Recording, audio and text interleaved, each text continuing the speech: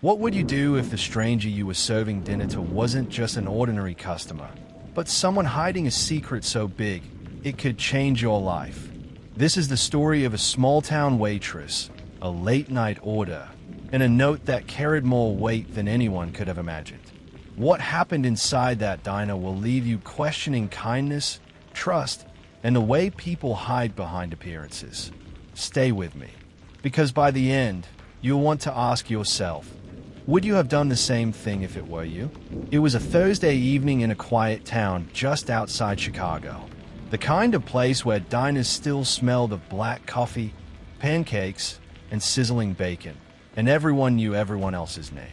At Miller's Diner, the fluorescent sign buzzed faintly, half a letter flickering out, giving the place a tired but welcoming glow. Inside, the night shift had just begun. Behind the counter was Amanda Carter, a 26-year-old waitress with chestnut brown hair tied up in a messy bun and tired but kind eyes.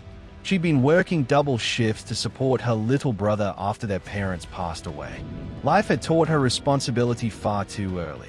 Amanda moved with a rhythm of routine, pouring coffee, jotting orders, flashing polite smiles.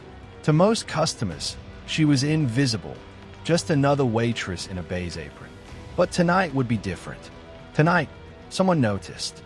Around 9:15 p.m., the bell above the diner door jingled. In walked a man, tall, well-groomed, mid-40s, with neatly combed dark hair sprinkled with gray. He wore a simple navy jacket, faded jeans, and carried nothing but a worn leather wallet. At first glance, he looked ordinary, maybe a traveling salesman or a tired commuter. But there was something about him. The way his eyes scanned the room with sharp awareness, how he chose a booth in the far corner, where shadows pooled under the weak yellow lights. Amanda approached with her usual warmth. "Evening, sir. Coffee to start." The man smiled faintly. "Yes, please. Black." Something in his tone, polite, calm, but distant, stuck with her. He wasn't like the other late-night stragglers. Amanda brought his coffee and a menu, noticing the faint tremor in his hands as he wrapped them around the cup. He studied the laminated menu longer than most. Finally, he ordered something simple: steak, medium rare, mashed potatoes, and a side of green beans. But here's where things got strange. While waiting for his food, Amanda saw him pull out a small notebook.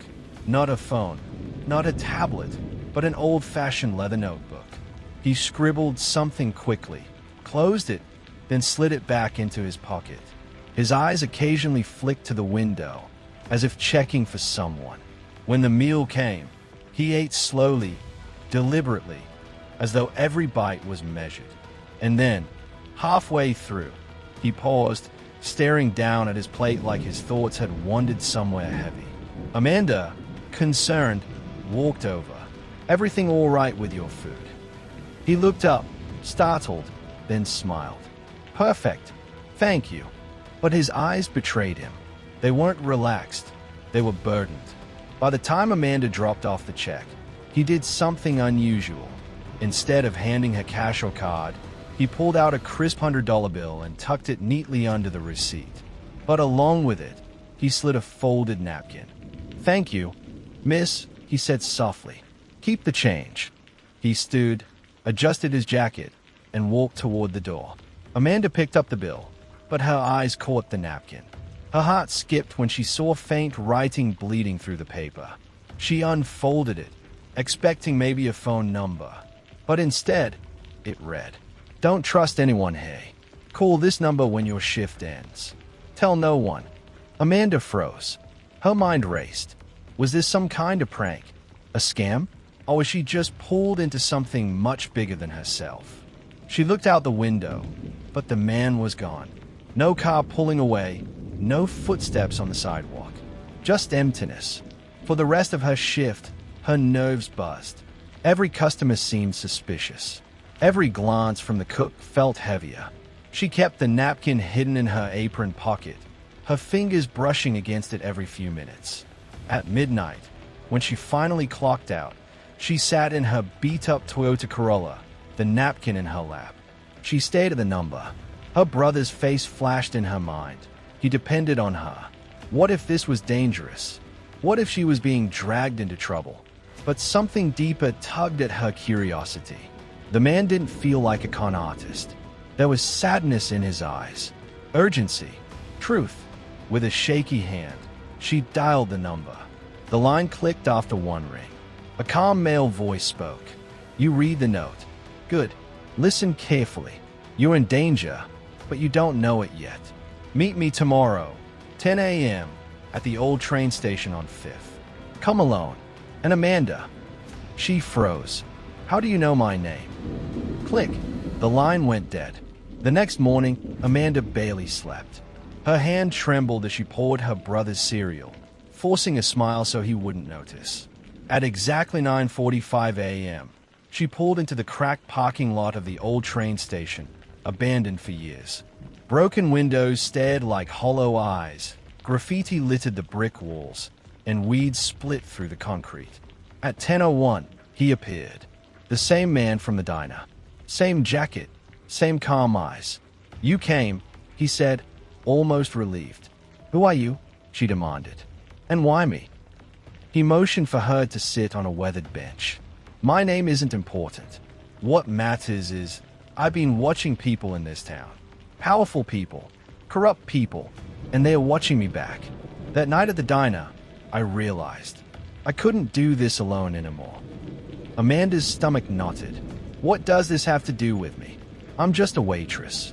He leaned closer, lowering his voice. "You're not invisible, Amanda.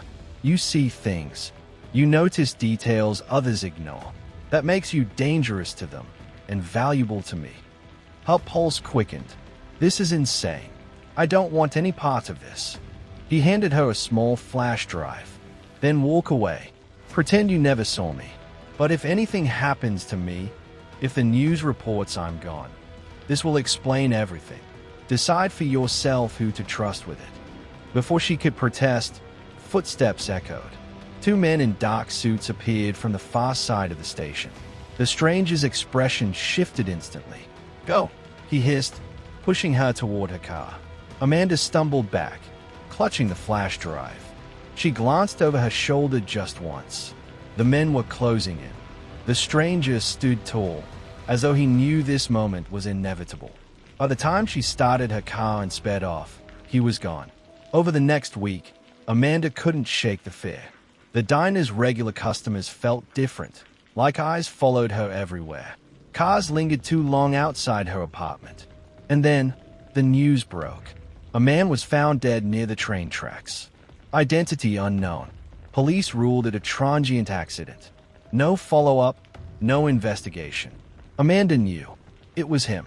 Her hand shook as she plugged the flash drive into her old laptop.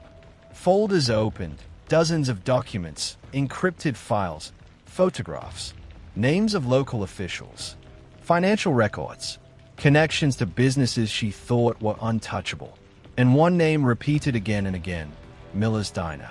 Her heart pounded. Her workplace wasn't just a diner. It was a front, a hub for laundering money. And the people running it, people she saw every day, were dangerous. She slammed the laptop shut, her chest tightening. She had two choices: go to the police, who might already be compromised, or vanish, protect her brother, and carry the secret alone. That night, as she closed the diner, her manager, usually cheerful, placed a hand on her shoulder. His smile didn't reach his eyes. "Long night. Amanda, you doing okay?" She forced a nod. "Yeah, just tired." He leaned closer. "Good. Stay that way. Don't ask questions that don't concern you." Her blood ran cold. He knew. Amanda never returned to work after that night. Some say she moved away quietly, leaving everything behind. Others believe she stayed hidden in town, gathering evidence, waiting for the right moment to expose the truth. As for the man from the diner, no one ever claimed his body. No one even knew his name. Just a stranger who left behind a note that pulled an ordinary waitress into a web of danger, corruption, and choices that could change lives.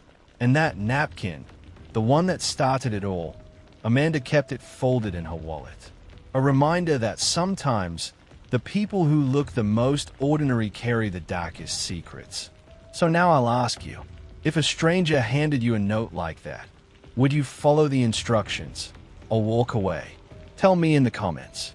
If you enjoyed this story and want more mysteries the world tries to bury, hit that like button, subscribe, and turn on notifications. Because sometimes the most ordinary nights hide the most extraordinary secrets.